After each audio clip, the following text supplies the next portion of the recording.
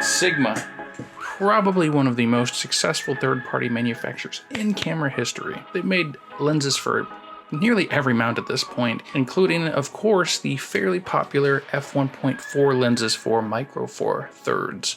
Originally made for APS-C cameras, these have been directly adapted to micro four thirds cameras. While they lack a few of the features that Panasonic and Olympus lenses might offer those cameras, they're still very good value for money and go on sale quite a bit.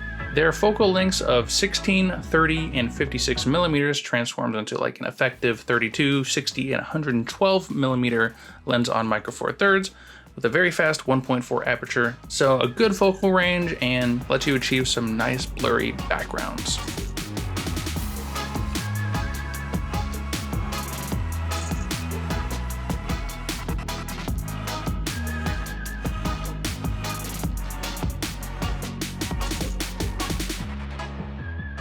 Although I have to say the focal lengths are a little odd because on APS-C they're more like a 24, 45, 50, and 84/85 millimeter, which are a lot closer to like typical full frame focal lengths. I mean, you might not think that's a big deal, but you're definitely not getting any like wide shots or interior real estate type of shots, because the difference between like 16 and 12 millimeter or 10 millimeter on micro four thirds is not insignificant. So let's talk about these things. I mean, they're built pretty well. The thing is, they're different sizes, different front filter threads, and extremely simple. Just the focus ring here, and that's about it. You know, the 30 and the 56 are actually pretty small here, as you can see, but you know, they're still not as small as the smallest MFT lenses, but to be completely honest, they fit well enough on, you know, a average, medium-sized, or like large-sized micro four thirds camera pretty well. So yeah, I mean, honestly, like pretty good build quality, good enough focus ring, just nothing super special. And again, the fact that they're all different sizes, all different filter threads, is a little strange, but you know, nothing too terrible. Although I'd be remiss if I didn't tell you about the weather sealing. So long story short, 16 millimeter has weather sealing, great. The 30 millimeter does not have weather sealing, and the 56 millimeter has weather sealing at the mount, so that'll protect your camera, but might not necessarily protect the lens. That's at least what I've found online about these things. The autofocus for stills are perfectly fine, although you'll get a bit more of that back and forth hunting, and sometimes if there's stuff in the foreground, it'll be, you know, a little stickier than you would want on those foreground subjects. But the video autofocus is definitely a step down from some of the newer Panasonic lenses. I think you could get away with the autofocus if you're manning the camera and can adjust it or stop it or turn to manual focus when you need to. But if you're setting it up and setting it to manual focus just for filming yourself, especially those longer focal lengths can get pretty rough. Looking at the focus breathing, the 16 millimeter seems to have slightly above average focus breathing here, like in terms of good. So it's slightly above average on the good side. The 30 millimeter, on the other hand, takes the breathing up a notch, and I don't know, it's really giving me flashbacks to me trying to climb my stairs to my apartment buildings. Long story short, it breathes quite a bit. Given the focal length, I think the 56 millimeter is slightly better than the 30, but still not amazing.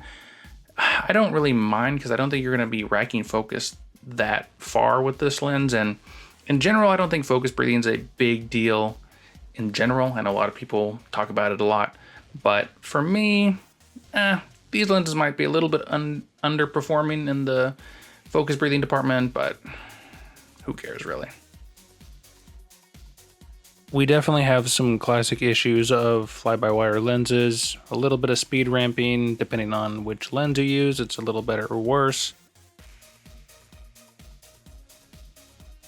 And the 56 millimeter has a little weird jumping issue, although I never noticed this in other situations in the real world. With this specific test, it looks pretty bad to me, almost like it's shot at a lower frame rate or something.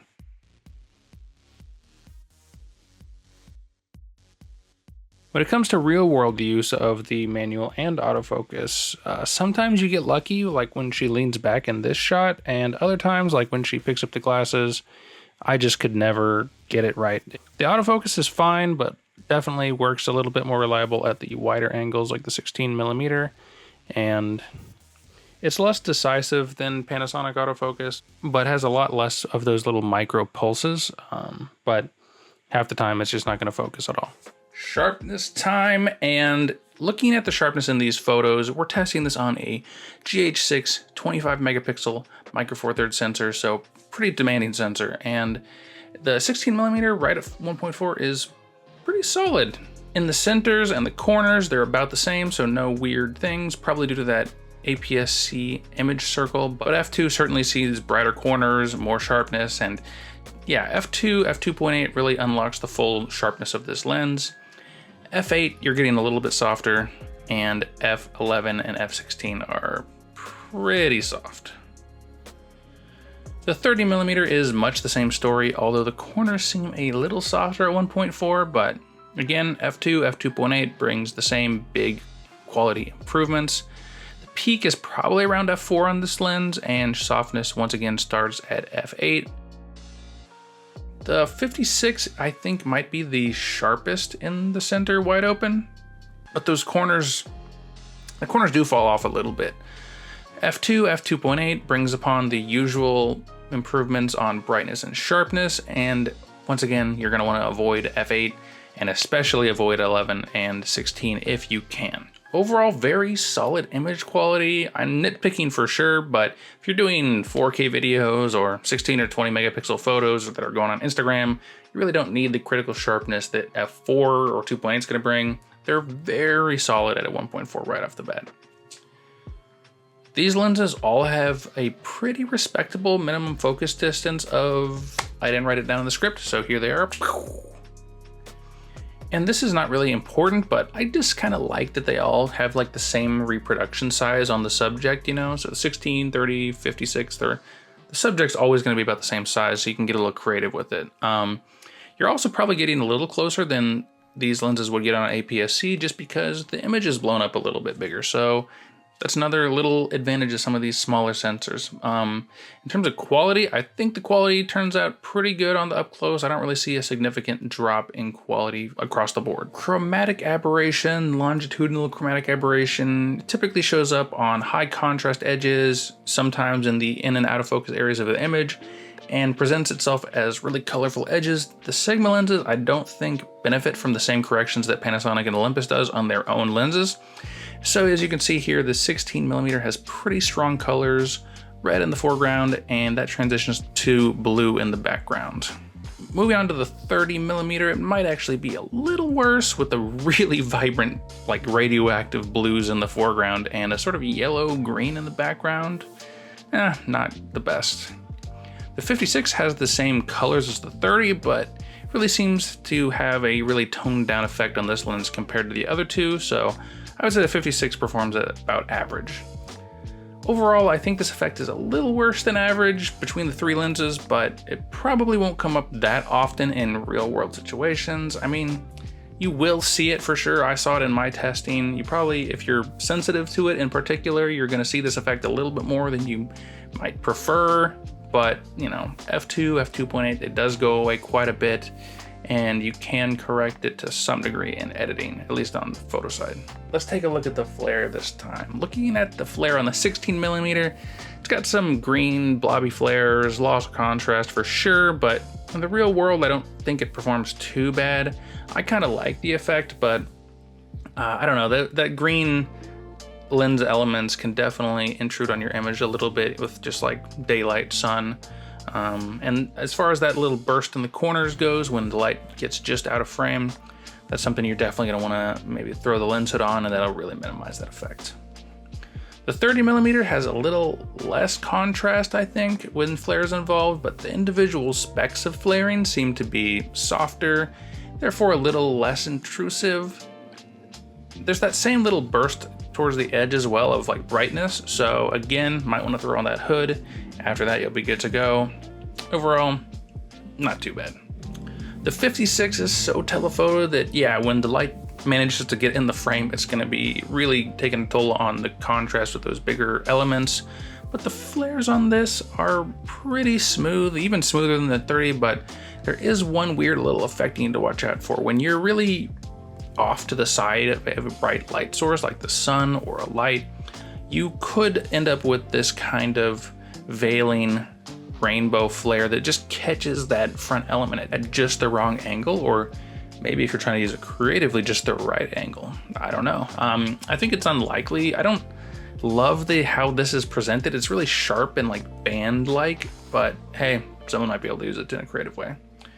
Overall, these lenses are pretty decent performers in terms of flare when it comes to lenses from like the last 10 years, I suppose, but don't quite compete in terms of like technical flare resistance with some of the best lenses coming out these days. And of course, Sunstars. As we know, I have no idea what Sunstars are good for. In my tests, they looked pretty average. When I'm out shooting with them, they actually look maybe a little above average, look pretty good to me, look kind of fun with some of these street signs and stuff. So yeah, as always, let me know what you think below. Are these good Sunstars or are they just okay?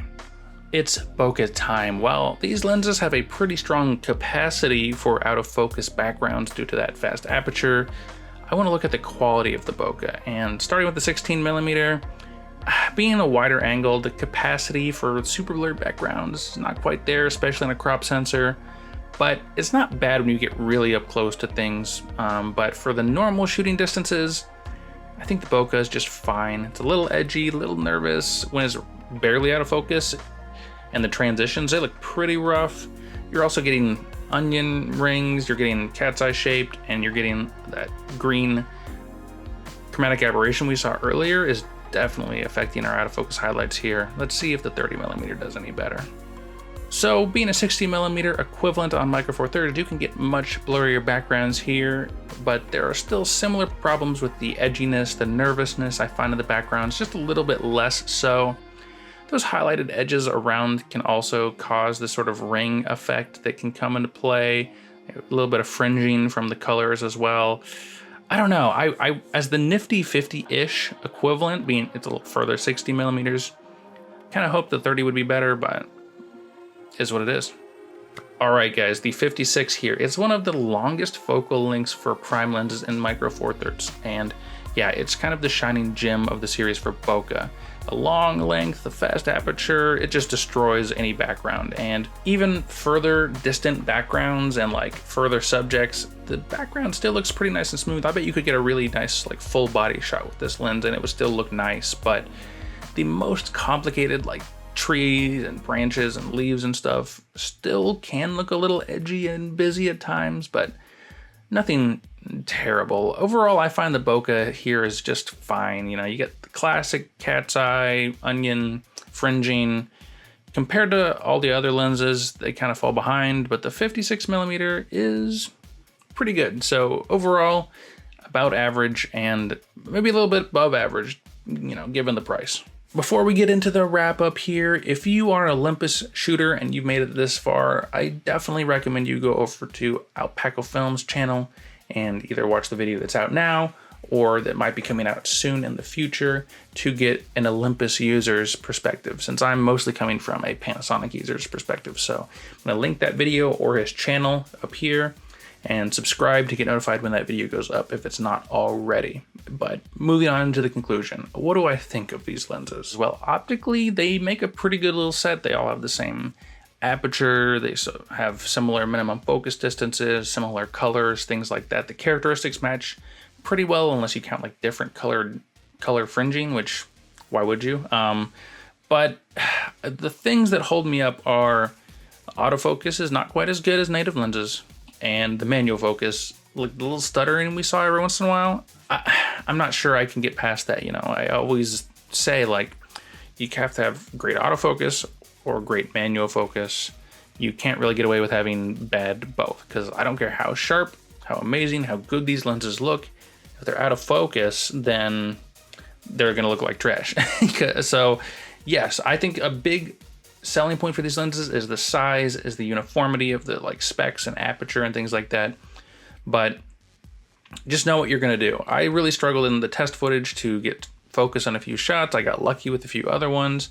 And then when I was testing it, that stepping that is occasionally present just really threw me off. Optically, these lenses are about average, a little above average maybe, and especially for the price, they're very, very good. So if you're doing like setup, interviews where the focus doesn't change, or weddings or events where you can just put the camera down, focus once, leave it, things like that, or you're a photographer, I think these are definitely a good way to go.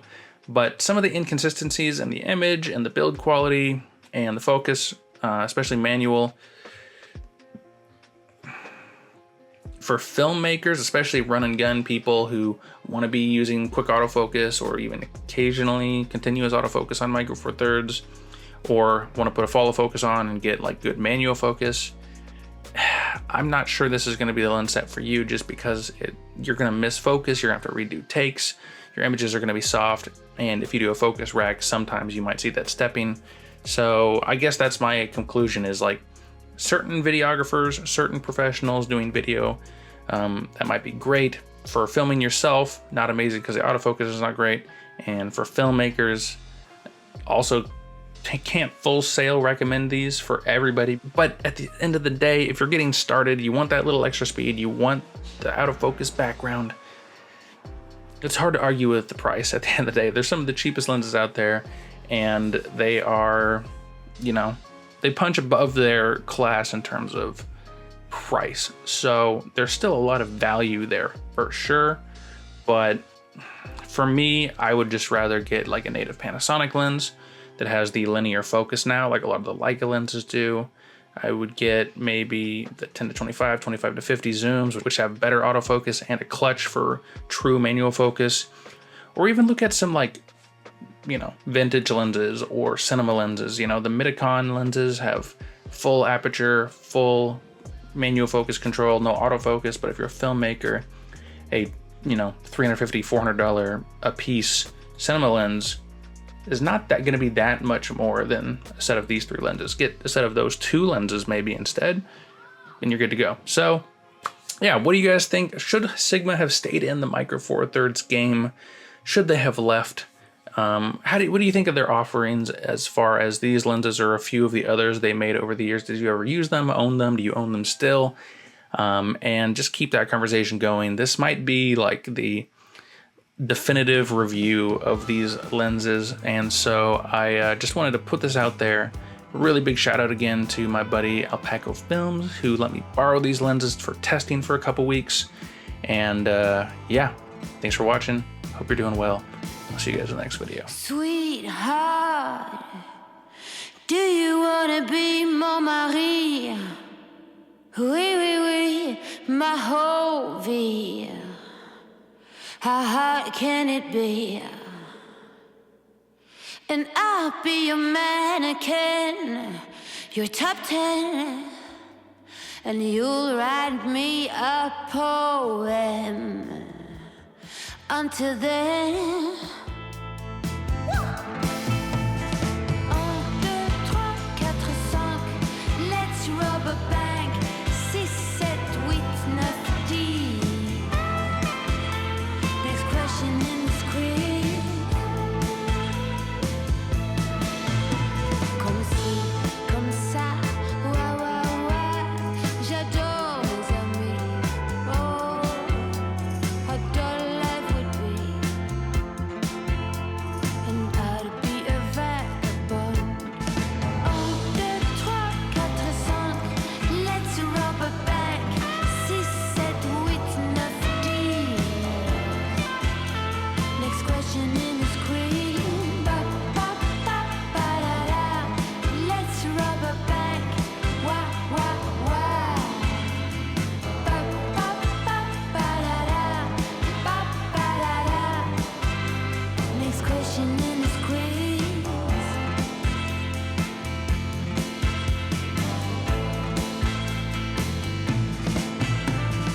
Ba, ba, ba, ba, da, da. Ba, ba, da, da. Next question in